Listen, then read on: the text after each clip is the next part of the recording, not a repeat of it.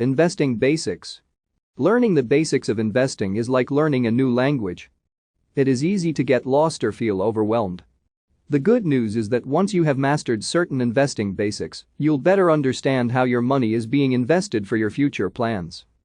To assist you on that journey, here is a look at the handful of the most common types of investments you will encounter in your lifetime: stocks and bonds, mutual funds, and real estate. Stocks are good investments for investors willing to take risks for larger gains. Bonds are less risky than stocks, and they offer a steady stream of income. Mutual funds automate diversification, allowing any investor to access professional portfolio balancing strategies. Alternative investments like real estate, hedge funds, and family businesses may suit an investor's specific goals, but they come with a unique set of risks and rewards that vary widely by circumstance. Finding the right mix for you. The world of investing offers a seemingly endless number of assets and opportunities. There are financial securities, which include stocks and bonds. You also have real assets, which are physical assets you can see and touch. Real estate is an example. Then you have assets that are bundled together into what's called a fund. We'll walk through stocks, bonds, real estate, mutual funds, and other investing structures and entities. The assets that are right for you will depend on many factors, such as your investment time frame, appetite for risk, and financial goals. Situations and preferences change with time, so it's good to reevaluate your strategy as your circumstances evolve. Buying stocks. Without a doubt, owning stocks has been the best way, historically, to build wealth. Stocks are shares of ownership in a specific company. When you own a share of Apple, for example, you own a tiny piece of that company. Stock prices fluctuate with a company's fortunes and also with the economy at large. These investments can be valued and rated depending on the underlying company's financial stability. Some stocks pay a regular return of company profits in the form of dividends, and others do not. Investors can realize capital gains if the shares appreciate in value above what they paid for them.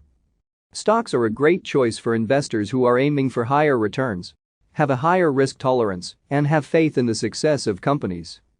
Purchasing bonds. When you buy a bond, meanwhile, you are lending money to the company or institution that issued it. Bonds are debt securities and can be in the form of treasuries, municipal bonds, corporate bonds, and other types of debt. Until they pay you back, the borrower will pay you interest on a regular basis. Bonds have to be held for a period of time before they mature. However, you can resell them on the secondary market through your broker. Bonds are best for investors who have a lower tolerance for risk and seek out less volatility in their investments. With the consistent payments from bonds, they are also great for investors that want predictability in their income. Putting money in mutual funds. One of the most popular ways to own stocks and bonds is through mutual funds. Mutual funds are pooled money investments that will have a primary focus. In fact, most people are statistically less likely to own individual investments than they are shares of companies through mutual funds held in their 401(k) or Roth IRA. Mutual funds offer many benefits to investors, particularly to beginners who are just mastering investing basics. However, mutual funds also have a few serious drawbacks. They charge fees, which can eat into your profits, and with some funds, they may boost your tax bill, even in a year, when you don't sell shares. In most cases, there is a broker fee to buy or sell mutual fund holdings. Investing in real estate. Yes, you can buy a home for yourself or properties to rent. But you also can purchase securities such as a real estate investment trust. REITs have a structure much like a mutual fund, where a professional manager handles the individual assets held within the trust's portfolio. However, in this case, all the investments are only in real estate. Real estate is best for those investors who are interested in real assets and have the experience to make the right picks. Investing in real estate without knowledge of the asset, location, and regulations could lead to headaches and a poor-performing asset. Other investing structures and entities. When you move beyond stocks, bonds, mutual funds, and real estate, you encounter different types of investment entities. For example, millions of people will never own a share of stock or a bond. Instead, they invest their money in a family business, such as a restaurant, retail shop, or rental property. More experienced investors tend to invest in hedge funds or private equity funds or trade in futures and options contracts.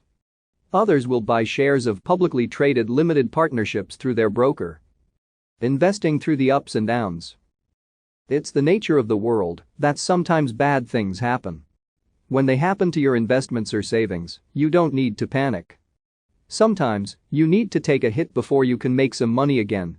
And holding on until the downturn ends is often the best plan. Even though there are thousands of investments available to any individual, some strategies have stood the test of time and can offer investors a guide to follow in order to persevere. Some basics include buying and holding long-term, diversifying, dollar-cost averaging, and choosing quality funds with the lowest fees. Besides reading and learning as much as you can, one of the best things you can do is talk to a financial planner or accountant who can help you better understand the world of investing.